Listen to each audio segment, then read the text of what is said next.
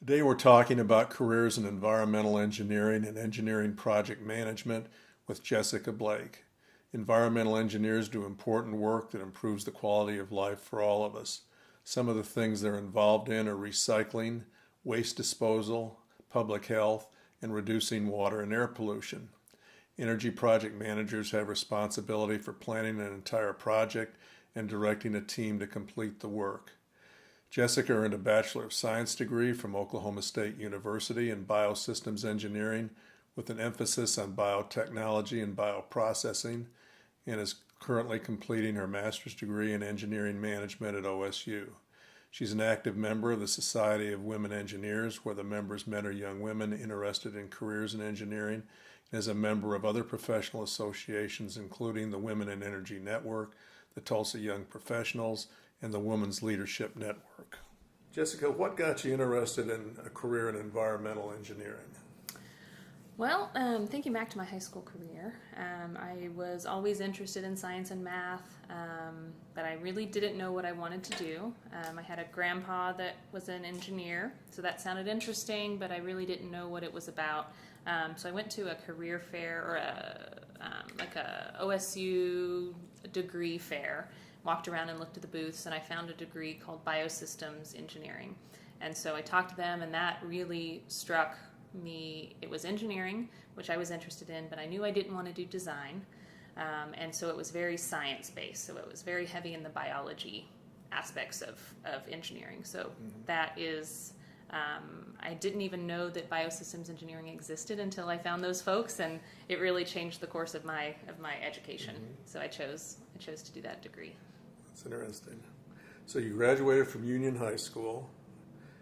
What classes did you take at Union to prepare yourself for your OSU engineering courses, and was there anything else you did in high school that you thought was valuable for helping you go through college?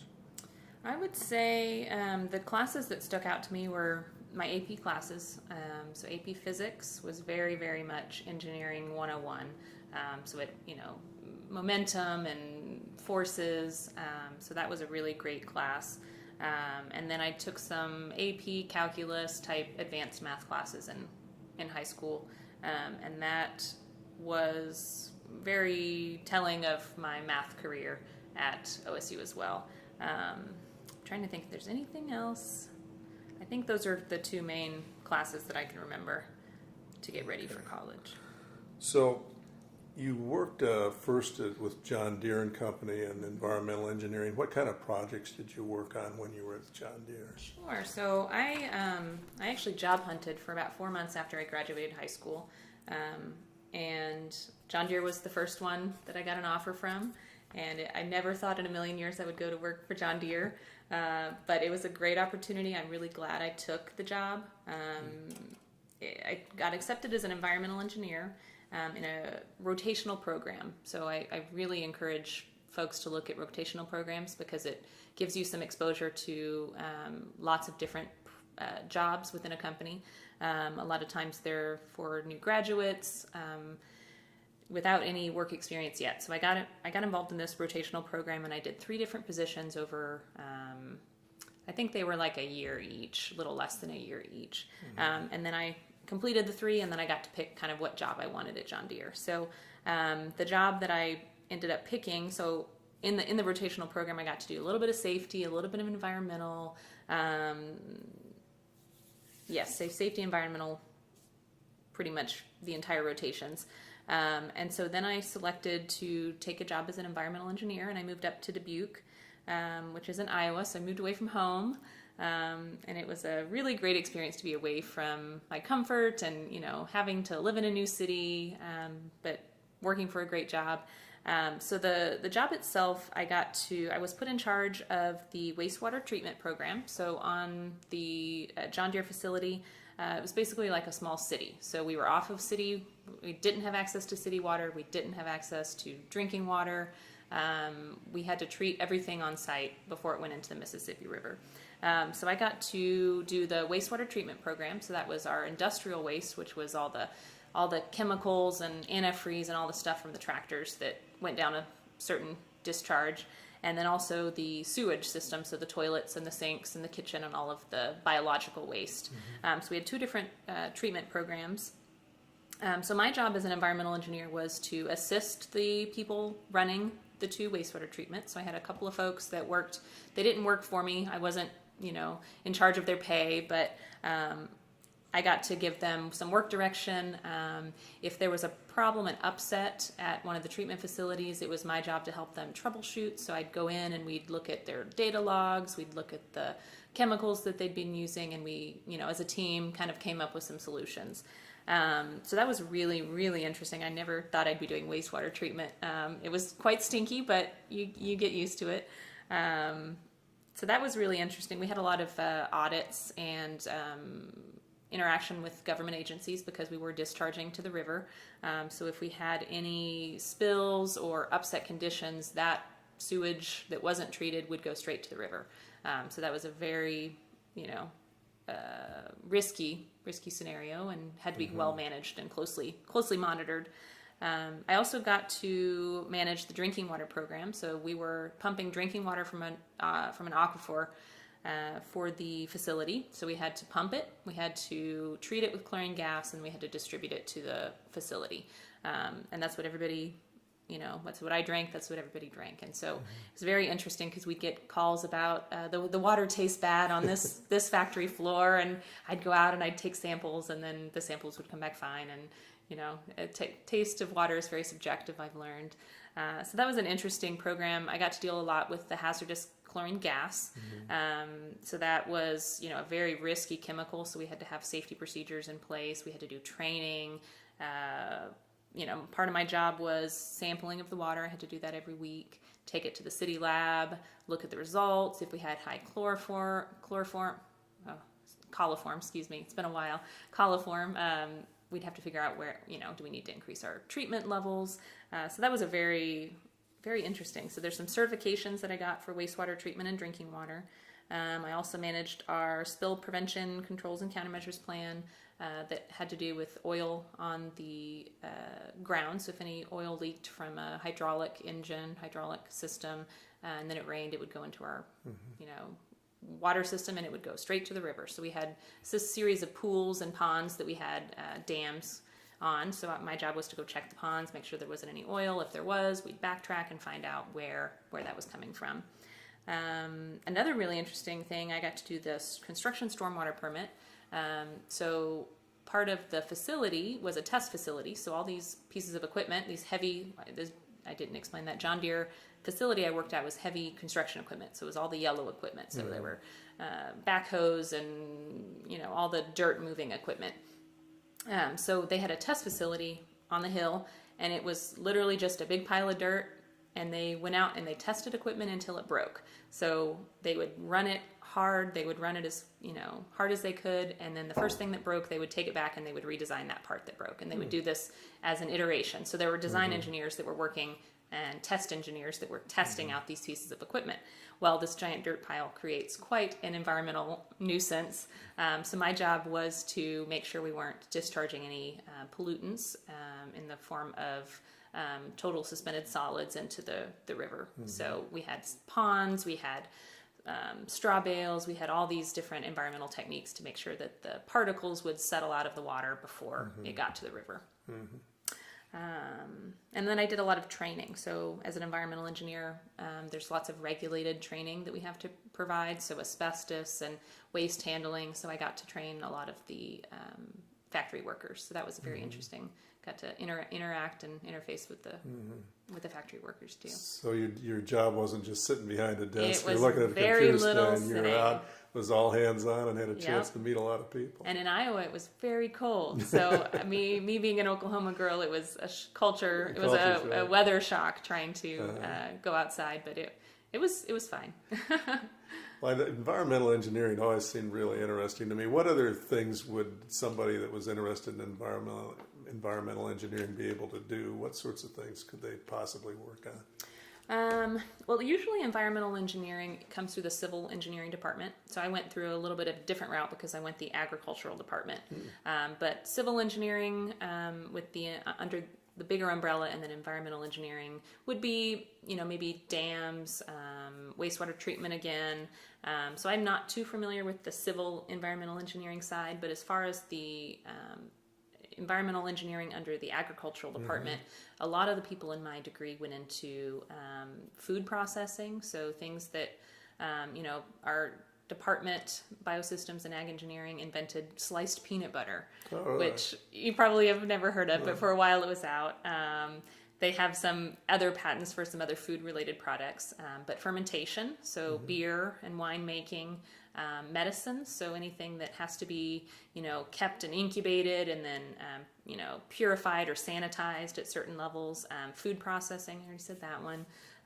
Some of people went into like tractor design, and then a lot of people went into wastewater treatment and things like that. So there's a lot of things to choose from depending on your interests. Yes. And not just what you can do, but where you can do it. I imagine there's a lot of opportunities to travel. Yep, absolutely. So after John Deere, you went to Magellan, and you've had a great career there. Would you tell us a little bit about some of the projects you started working on then? You mentioned one of them took you, I think, 3 years to complete. Yeah. So when I moved back to Oklahoma, I was wanting to move back to Oklahoma. So I found a job with a wonderful company here in Tulsa called Magellan, and they're primarily a pipeline company. So we have, I'm going to say we, I no longer work for Magellan, but I say we still. So Magellan has assets all over the United States. And so my first job with Magellan was as an asset integrity engineer.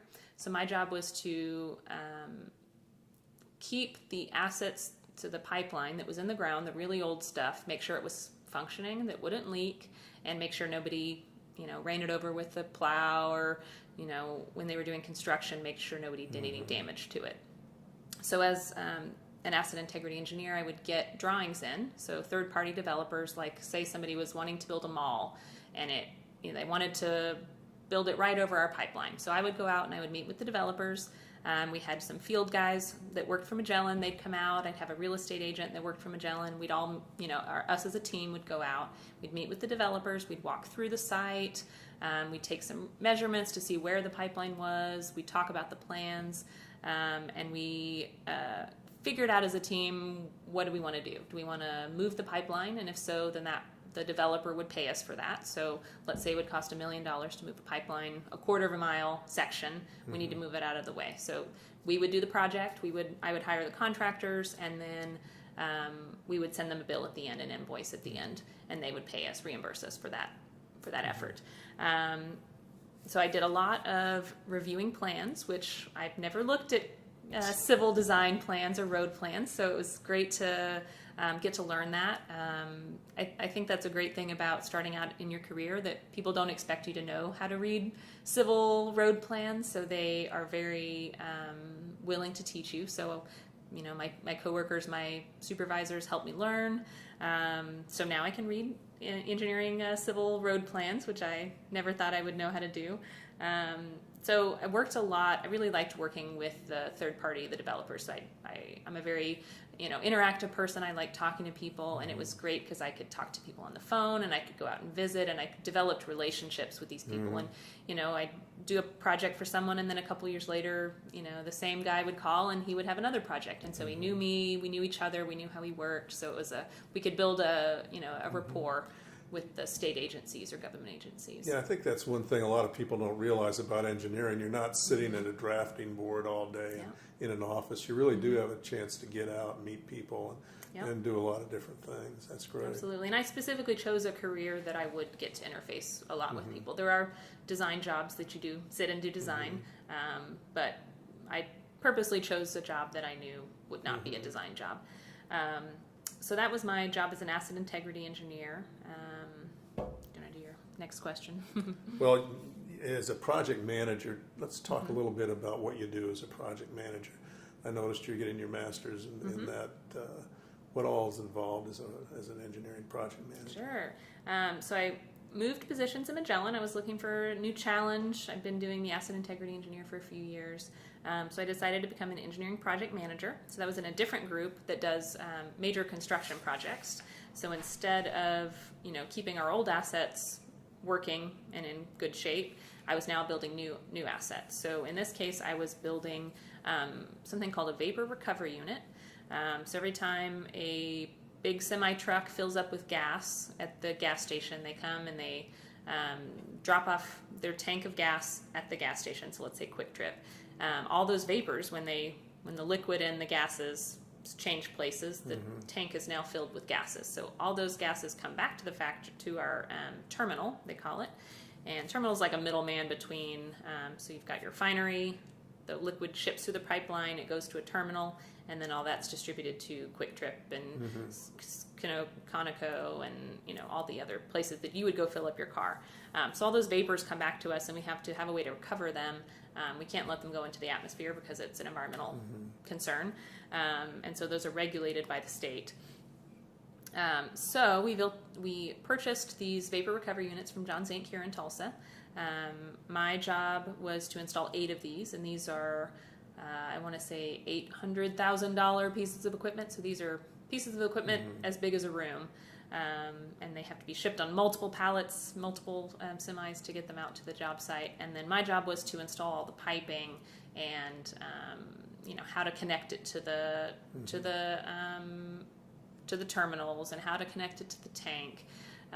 So I worked with contractors. We went out and we did design work. I personally didn't do any of the design. At Magellan, we hire a third-party engineering design firm to come out and walk through it with me, and I tell them what I'm thinking, and they tell me what they think is best, and then together we come up with a plan, but they do all the design work. So in that case, there are design engineers working for Magellan. We're hiring them. So I had an electrical design guy, I had a civil design guy, and I had a mechanical design engineering, all engineering positions. So they would work through a project manager on their side, and we would have weekly meetings and figure out our plan. And so then I would also hire the contractor. So I'd go out and take some bids from different contractors. We'd walk it through. We'd have our designs to look at. And then we'd select a contractor. And then it's all about installing the project. So that means I get to order materials. And the materials list, my engineering design firm gives me a list of things to order. And I can work with my purchasing department to order those materials. And then my job so that whole process of design probably takes 6 months working with the design engineering firm. And then the construction itself takes 3 or 4 months on these projects. So I kind of staggered them. So I had, I'd start one project and we go and we do the civil work. So my civil contractor would come in and pour the concrete slab, and then we move on to the next site. And so we had all of these staggered throughout the 2 or 3 year process of installing them. So those are my big projects I worked on for Magellan as an engineering project manager. There are some slides that I wanted to show showing horizontal directional drilling as well. And those I actually worked on as a project manager. But this was a really cool technology that I got to use. And this is kind of going back to my asset integrity engineering. So let's say there was one of my projects was a river, and our pipeline goes underneath the river. But the floodwaters came through and exposed the pipeline. And so now we've got this pipeline exposed in the middle of this river that could be hit by a boat, it could be hit by a tree, and now there's a risk of the pipeline breaking, and in the worst possible place in a river where it could spill, millions and millions of barrels, and we would be in the news, and that would be bad news. So my job was to then go in and do a new drill. So we'd actually put up on either side of the river, and we drill using a technology called horizontal directional drilling, and there's a picture here in the slide. And we drill a pipeline underneath it, so we drill a big borehole underneath the river, and then we grab onto the pipe on the other side, and we pull the pipeline back through, and then we tie them into the existing line. So that was a really neat technology. These drill bits can cost $20,000 for just the drill bit head. So they're very expensive, and they have to go through rocks. So we're drilling about 100 feet underneath the bottom of this river, or from the water level down about 100 feet. So that was a really cool technology. So we would be out for months at a time drilling these big pipelines, and we're talking like 6 or 8 inch pipelines that we're replacing. So they're not in this case huge. So that was a really neat experience. I got to be out on site in Iowa. So I moved to Iowa for John Deere, and I moved back to Oklahoma, and then I got to travel to Iowa for these jobs. So I got to visit and see some old friends while I was up there too. So I got to do a lot of traveling while I worked for Magellan. And these vapor recovery units I was talking about, all of them were in the southeast of the United States, so Atlanta and Albany, Georgia, some in Tennessee and North Carolina. So I got to travel a lot. So that was really a fun process. Okay. Well, what all is the most interesting part of your job and the things you like to do most? Ooh. So as a non-technical, non-design engineer person, my favorite part of the job is connecting with the people. So I loved working with the contractors. Even when it came to problems, I loved negotiating and problem solving. On some of my jobs, for example, we went to dig a slab for one of these vapor recovery units, and we found out there was an old septic tank there. So now, what do? It's not my contractor's fault. There was a septic tank that now needs to be taken out, and it's going to cost $20,000. So I got to negotiate and figure out. We got to problem solve. Do we fill it with concrete? Do we take it out? If we take it out, how do we dispose of it? Because it may have hazardous stuff in it. So even in the challenging times when we're trying to figure out a problem, I really enjoyed just working together with the contractors. That's really great because you're doing something that's non-repetitive. I mean, it's always something new every day. That's great. I think that's one of the most interesting parts of being an engineer. Just problem solving. Yeah, just problem solving. That's what I do all day. Now, the kids we work with and talk to, paying for college education is a big issue for most of our students. Are there particular scholarships available for engineering students going to OSU, or were there particular scholarships and things that you were able to receive when you went that helped you pay for college? Well, I would not have been able to go to college without financial aid, so I got a full financial aid scholarship through FAFSA. I don't know of any specific ones. I did apply for quite a few, $500 or $1,000 scholarships, and I remember getting a few. I don't remember the specifics of it, but I would say apply for all the scholarships you're qualified for. But I would say FAFSA is the way to go. I got my tuition paid for. I got room and board. I got extra money for books and living expenses. So it was, in my college career, I didn't have to work because I had financial aid coming in. And I had the option of doing some work-study programs, and I chose not to. I chose to focus on school instead. But those are always options. So it was great to be able to relax and not have to stress about, trying to make enough money in the summer or trying to make enough money while working to pay for school. So putting the research in to find the scholarships was like putting money in the bank. Absolutely. And I had to learn how to budget. And, they give you a big chunk of money at the beginning of the semester, and then they give you a big chunk of money in December, and you have to make that money last all year. They take out your tuition, but then the rest of the money, you can't go off and, get a new car or, spend that money. You have to budget and be reasonable about that money so that it'll last the whole semester. That's great. Well, if kids want to learn more about engineering, are there organizations around town that they can contact, or how could they get some experience where they might be able to shadow an engineer or see, on a day-to-day basis what engineers do? That is a very good question. I would say reach out to, I'm a member of the Society of Women Engineers, so we do all sorts of programming here in Tulsa. We don't specifically do any shadowing days, but there is a program called SWE Next that's for high school students for women that are interested in science, technology, engineering, and math. So it doesn't have to be engineering, but the science and technical fields.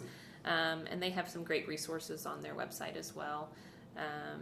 And I would say, once you get through college, the best way to find a job is to reach out to the people you know, which means you have to start making connections. So when you get to college, join all of those, the career groups and the, what do you call them? The groups on campus for different organizations. Yeah, so that's a great way to get connected to professionals in the industry that you can then shadow. That's great. Well, Jessica, thank you very much. I appreciate you talking with us, and I'm sure that a lot of people interested in engineering are going to be glad to hear from you. Wonderful. Thank you very much. Thanks, Bill. Okay.